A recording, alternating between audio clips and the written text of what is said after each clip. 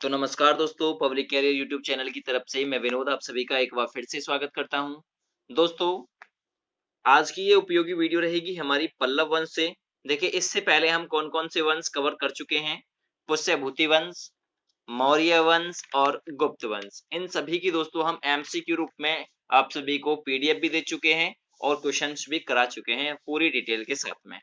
तो आज बारी है दोस्तों पल्लव वंश की।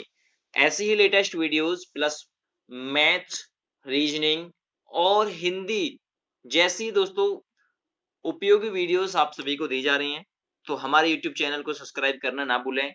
रेड बटन को क्लिक करें, साथ ही जो बगल में नोटिफिकेशन बेल आइकन बना हुआ है उसे ऑन करें, ठीक है? ताकि हम कोई वीडियो अपने चैनल पर अपलोड करें तो वो सबसे पहले आपकी स्क्रीन पर पहुंचे।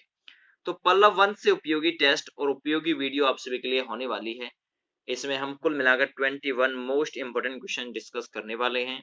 देखिए, पल्लव वंश के बारे में थोड़ी सी इन्फॉर्मेशन आपको बता देता हूँ। पल्लव वंश का जो संस्थापक था वो सिंह विष्णु था, ठीक है? मैं लिख ही देता हूँ। वैसे एमसीक्यू में क्वेश्चन भी दे रखे हैं आपको ये, सिंह विष्णु। और इसने जो इसकी स्थापना की थी सिंह विष्णु ने, वो 575 ईस्वी में इसने की थी।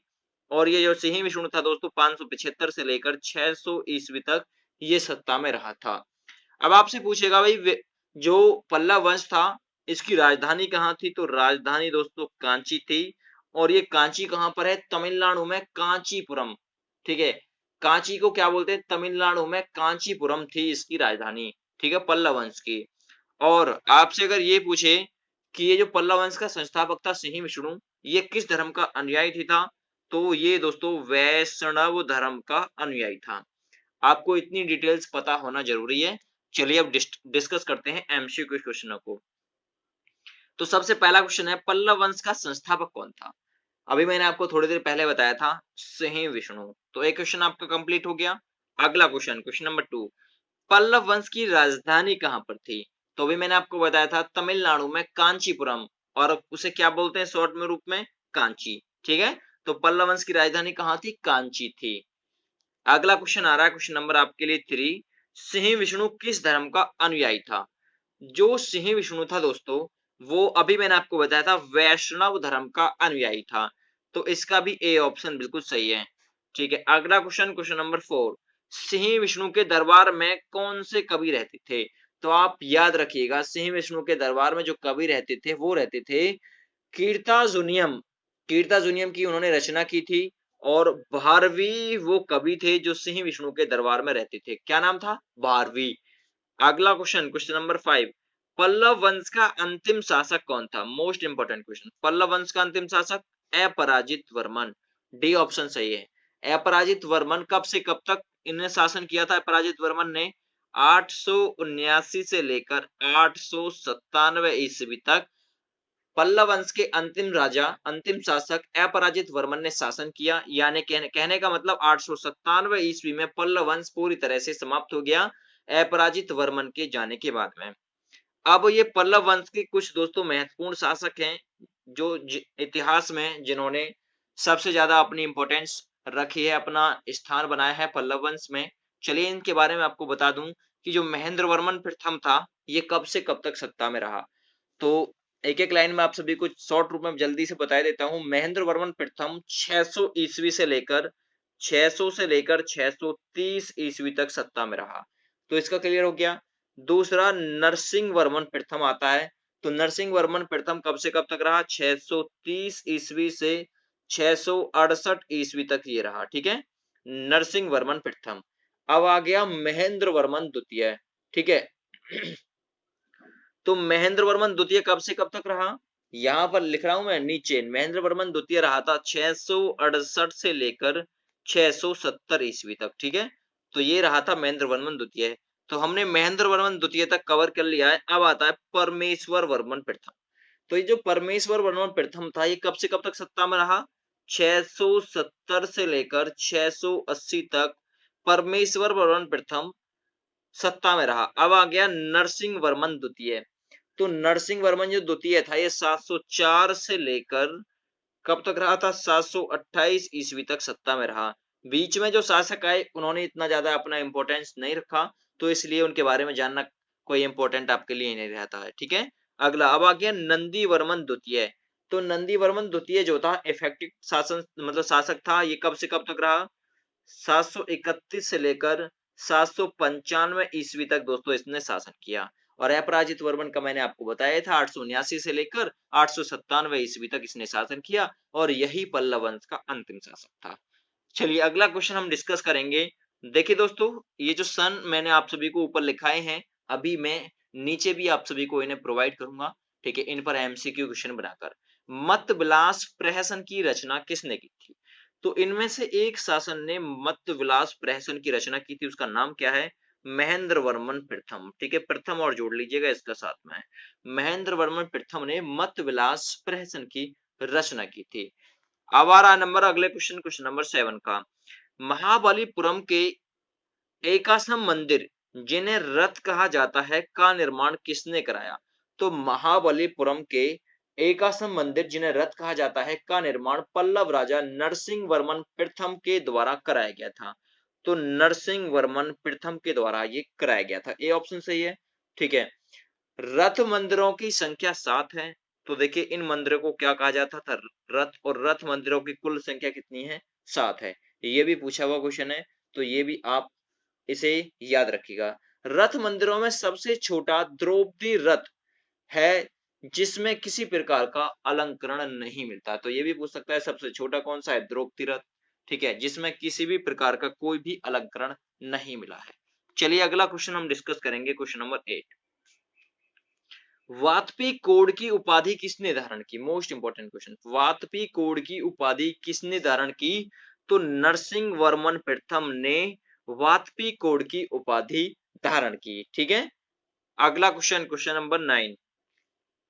अरबों के आक्रमण के समय पल्लव शासक कौन था? ठीक है, अरबों के आक्रमण के समय वो पल्लव शासक कौन था जिसने कांची के कैलाश मंदिर का निर्माण कराया, जिसे राज सिद्धेश्वर मंदिर भी कहा जाता है? तो राज सिद्धेश्वर मंदिर किसे कहा जाता है? कांची के कैलाश मंदिर को। और अरबों के आक्रमण के समय वो पल्लव शासक कौन था जिसने कांची के कैलाश मंदिर का भी निर्माण कराया और उस मंदिर को राज सिद्धेश्वर मंदिर भी कहा जाता है? तो भाई आपको याद रखना है, वो था नरसिंह वर्मन द्वितीय, ठीक है। नरसिंह वर्मन द्वितीय था जिसने कांची के कैलाश मंदिर का निर्माण कराया, ठीक है, और अरबों के आक्रमण समय वो पल्लव शासक था, ठीक है भाई। तो आपको ये चीज याद रखनी है। अगला क्वेश्चन, क्वेश्चन नंबर 10। कांची के कैलाश मंदिर में पल्लव राजाओं और किसकी तस्वीरें लगी हुई हैं? तो पल्लव राजाओं और रानियों की तस्वीर लगी हुई है कांची के कैलाश मंदिर में, ठीक है। अगला question, question number 11। 10 Kumar Charitram के लेखक या फिर 10 कुमार चरित्र के लेखक दंडी किसके दरबार में रहते थे? दो क्वेश्चन क्लियर हो गए। एक, 10 कुमार चरित्र के लेखक कौन है? दंडी। ये किसके दरबार में रहते थे? तो 10 कुमार चरित्र के लेखक दंडी नरसिंह वर्मन द्वितीय के दरबार में रहते थे। तो ए ऑप्शन बिल्कुल इसका सही है, ठीक है। किसके दरबार में रहते थे? नरसिंह वर्मन द्वितीय के दरबार में। अगला क्वेश्चन, क्वेश्चन नंबर 12। कांची के मुक्तेश्वर मंदिर तथा बैकुंठ के पेरुमाल मंदिर का निर्माण किसने कराया? दो क्वेश्चन। कांची के मुक्तेश्वर मंदिर तथा बैकुंठ पेरुमाल मंदिर का निर्माण किसने कराया? ठीक है, तो भाई ये कराया था नरसिंह वर्मन द्वितीय ने, ठीक है। किसने कराया था? नंदी वर्मन द्वितीय ने। ए ऑप्शन सही रहेगा, ठीक है। नंदी वर्मन द्वितीय ने कांची के मुक्तेश्वर मंदिर तथा बैकुंठ पेरुमाल मंदिर का निर्माण कराया था नंदी वर्मन द्वितीय ने, यानी ए ऑप्शन सही है। अगला क्वेश्चन, क्वेश्चन नंबर 13। प्रसिद्ध वैष्णव संत तिरुमडगई अलवार किसके समकालीन थे? तो तिरुमडगई अलवार जो थे वो किसके समकालीन थे? नंदी वर्मन द्वितीय के समकालीन थे, ठीक है। नंदी वर्मन द्वितीय के समकालीन थे तिरुमडगई अलवार संत, ठीक है। अलवार किसके समकालीन थे? तो ये जो थे ये समकालीन थे नंदी वर्मन द्वितीय के, और ये वैष्णव संत थे। अगला क्वेश्चन है क्वेश्चन नंबर 14। देखिए मैंने आपसे कहा था इनसे जो भी सन रिलेट किए गए हैं ऊपर मैंने अभी शासकों से, तो इनसे एमसीक्यू मैं आपको नीचे दे दूंगा। महेंद्र वर्मन प्रथम ने कब से कब तक शासन किया? अभी आपको मैंने ऊपर बताया था, तो अब यहाँ पर क्विज सॉल्व कीजिए। महेंद्र वर्मन प्रथम ने कब से कब तक 600 से लेकर 630 ईस्वी तक किसने शासन किया था? महेंद्र वर्मन प्रथम ने शासन किया था। अगला क्वेश्चन नंबर 15, नरसिंह वर्मन प्रथम ने कब से कब तक शासन किया? ठीक है भाई, नरसिंह वर्मन प्रथम, और इन्होंने कब से कब तक शासन किया था? तो 630 थे, मतलब 630 से 668 तक। ठीक है, ऊपर मैंने आपको बताया था 630 से 668 तक। अगला क्वेश्चन, महेंद्र वर्मन द्वितीय ने कब से कब तक शासन किया, फिर वो कब से कब तक सत्ता में रहा? महेंद्र वर्मन द्वितीय, तो महेंद्र वर्मन द्वितीय 668 से लेकर 670 ईस्वी तक सत्ता में रहा, यानी कि ए ऑप्शन सही है। ठीक है, अगला क्वेश्चन नंबर 17, परमेश्वर वर्मन प्रथम कब से कब तक सत्ता में रहा?